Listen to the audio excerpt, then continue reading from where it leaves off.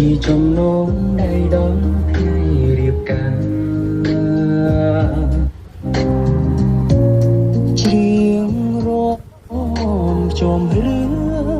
ដែលអត់ខ្លឹមសារជារឿងអនិច្ចំស្នេហាព្រួយប្រែតែស៊ូកាន់chânទាំងមើលអាឡ័យទុំជីវិតខ្សែក៏សុំចិនដែរតែសូមឲ្យអូនប្រកបមិនដែរបងសម្លេងមានអី